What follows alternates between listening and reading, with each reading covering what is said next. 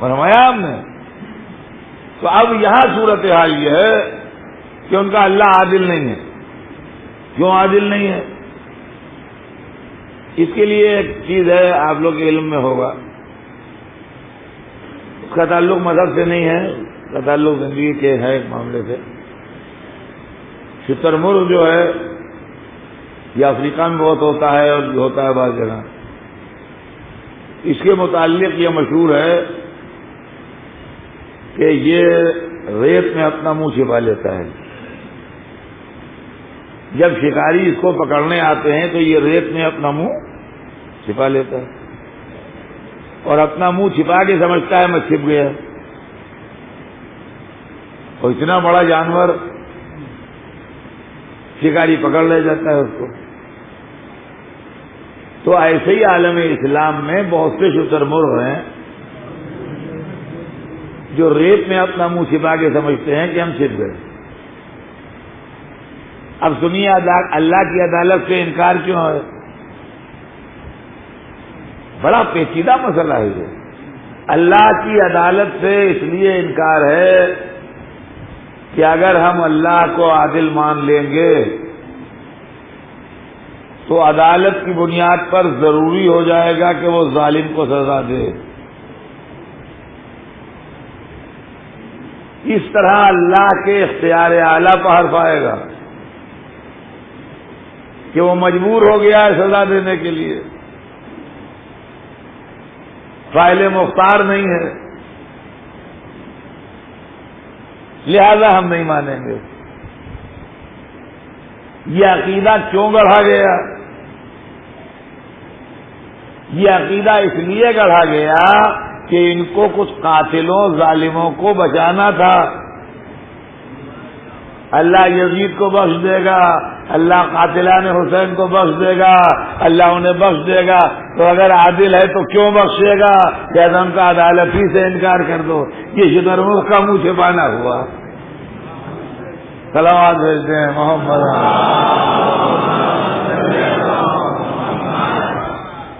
تو عقیدہ بگڑا اور اللہ کی عدالت کے قائل نہیں ہوئے لوگ. تیسرا عقیدہ جو توحید کے تعلق سے انہوں نے بگاڑا وہ فلسفہ جبر ہے. فلسفہ جبر یہ ہے کہ جو کچھ کرتا ہے اللہ کرتا ہے، ہمارا کوئی اختیار نہیں.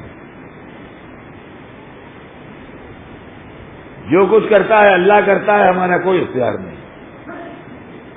یہ سارے فلسفے دشمنی اہل بیت میں ایجاد ہوئے ہیں، یہ واضح ہے. یہ کتابوں کے اندر جو لمبی لمبی بحثیں ہیں اور علماء نے پڑھے لکھے ہونے کے بعد اپنے جاہل ہونے کا ثبوت دیا ہے. فلسفہ جبر بھی دشمنی اہل بیت میں گڑھا گیا ہے. اللہ جو کچھ کرتا ہے ہم سے کیا مطلب، ہمیں کچھ اختیار نہیں. جس کو چاہتا ہے جہنم میں ڈال دیتا ہے، جس کو چاہتا ہے جنت میں ڈال دیتا ہے. جب عادل ہے ہی نہیں تو اندھیر تو ہے ہی. وہاں داد فریاد کس کی ہے؟ بھائی داد فریاد ہوتی ہے عدالت میں جا کے. جہاں اندھیر ہو وہاں عدالت کیسی؟ تو ان کا ہم کچھ بھی نہیں کر سکتے ہیں، پتی بھی نہیں ہلتی بغیر حکم خدا کے. یہ فلسفہ جبر کیوں کہا گیا؟ یہ فلسفہ جبر اس لیے ایجاد ہوا کہ یزید کو بچا لیں. اور فلسفہ جبر کا پروپیگنڈا کر کے اور لوگوں کے دماغ میں فلسفہ جبر بٹھا کے کہ جو کچھ کرتا ہے اللہ کرتا ہے، میاں کسی کا کچھ نہیں ہے. یہ بڑے بڑے جن کے کلیجوں میں آگ لگی ہوئی تھی آل محمد کے خلاف اور اسلام کے خلاف، یہ سمجھیے اس غصے کے ابال ہیں سب کہ اللہ جابر ہے.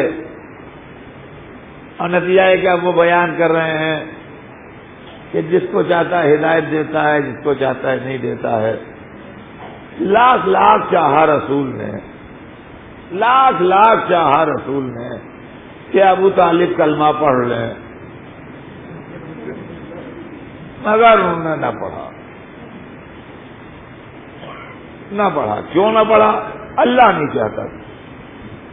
یعنی یہ اسلام ہے جس میں اللہ اور رسول میں ایسی ٹھنی ہوئی ہے۔ آپ سوچئے کیا تماشا ہے، مذہب کھلونا ہے۔ وہاں یہ ہو رہا ہے قرآن میں کہ آپ چاہتے ہی نہیں مگر وہی جو خدا چاہتا ہے، آپ بولتے ہی نہیں مگر وہی جو وہی ہوتی ہے۔ یہاں مولوی صاحب کا یہ بیان ہو رہا ہے کہ لاکھ چاہا وہ نہیں چاہتا تھا۔ جانے کیا دشمنی تھی اس کو ابو طالب سے،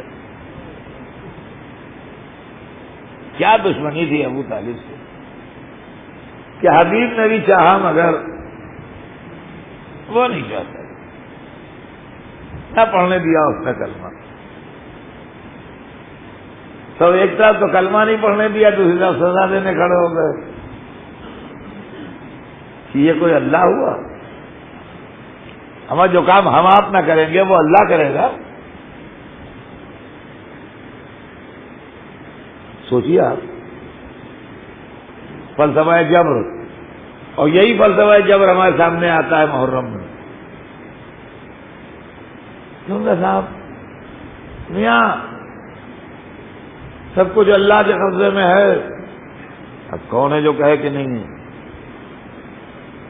تو یہ بات ایسی ہے کہ ہر ایک کے بس میں نہیں ہے کہے کہ جی نہیں، غلط کہتے ہیں آپ اللہ کے قبضے میں نہیں ہے۔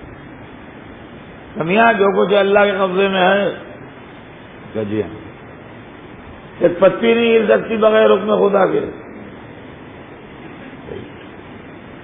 ایک بوند پانی کی نہیں گر سکتی بغیر حکم خدا کے، کہ جی ہاں صحیح ہے۔ اب جب اچھی طرح سے آدھے گھنٹے انہوں نے حکم خدا کر لیا، کہنے لگے خواہ کے لیے لوگ روتے پیٹتے ہیں۔ ارے اتنا بڑا واقعہ کربلا بغیر حکم خدا کے ہو جاتا؟ جو اللہ کی مرضی تھی وہ ہوا، ان میں رونا کہے گا، پیٹنا کہے گا، سینہ زنی کہے گی، ماتم کہے گا، مجلس کہے گا۔ اللہ کی جو مرضی تھی وہ ہوئی، جو اللہ نے چاہا وہ ہوا۔ اس میں جھگڑے کون سی بات؟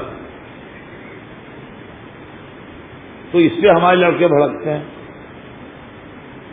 ہم نے کہا کوئی بات نہیں میاں، کہ تو بالکل ٹھیک ہے، اب تم کہو کہ بغیر اللہ کے حکم کے ایک پتی نہیں ہلتی، بغیر اللہ کے حکم کے ایک بوند پانی نہیں گرتی، ہم کو کچھ نہیں بولنا چاہیے حسین کی شہادت پر اس لیے کہ حکم خدا سے ہوئی ہے۔ اسی فلسفے کے تحت آپ بھی بالکل چپ رہیے جب علم اٹھے، اس لیے کہ اتنے بڑے بڑے علم بھی حکم خدا کیسے اٹھ جائیں گے؟ اللہ کی مرضی یہی ہے اس لیے اٹھ رہے ہیں۔ لو بھائی ہم علم اٹھائیں تو اپنی طرف سے ہے، اور یزید حسین کو شہید کرے تو حکم خدا سے ہے۔ یہ کون سا فلسفہ ہے بھائی؟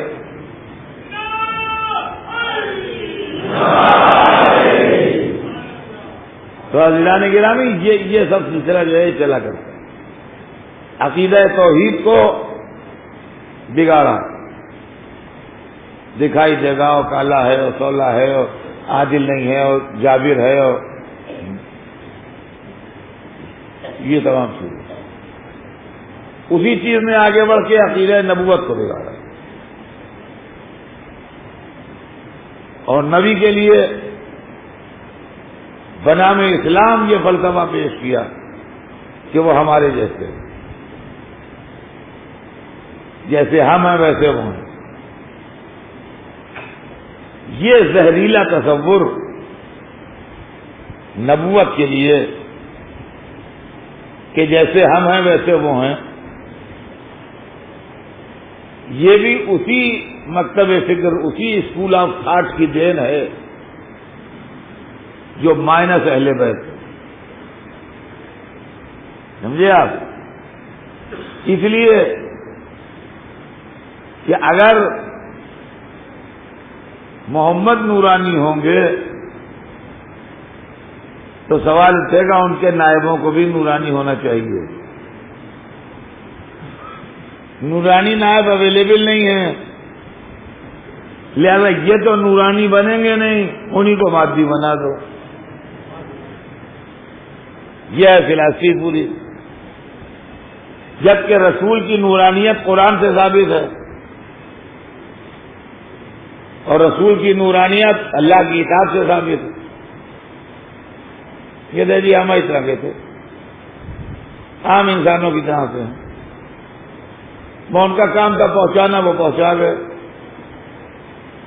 اب ان کو پکارنا کیسا،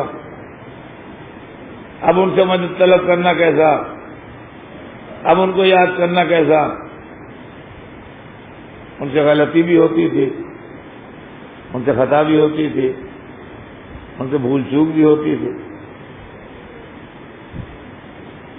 اب میں آپ کو کیا کیا بتاؤں اور کیا کیا سناؤں. بہت سی چیزیں ایسی ہیں جو تہذیب ممبر مانے ہوتی ہے، نہیں سنا سکتے. بہت سی چیزیں ایسی ہیں کہ جو ہمارے یہاں جو اسٹینڈرڈ ہے اخلاقیات کا، اس کے خلاف ہے، نہیں سنا سکتے. آپ ایمان سے بتائیے، آپ کی مسجد ہے، پیش نماز آپ کے یہاں ہے، حالانکہ معصوم پیش نماز نہیں ہے، یا کوئی نبی یا امام کبھی نہیں آیا یا نماز پڑھنے.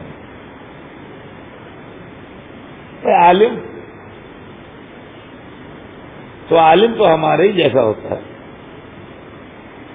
اس نے علم دین حاصل کر لیا تو وہ عالم ہو گیا. ایک بھائی نے علم دین حاصل کر لیا وہ عالم ہو گیا، دوسرے نے نہیں حاصل کیا، نہیں ہوا. تو یہ تو کوئی ایسی بات نہیں ہے. لیکن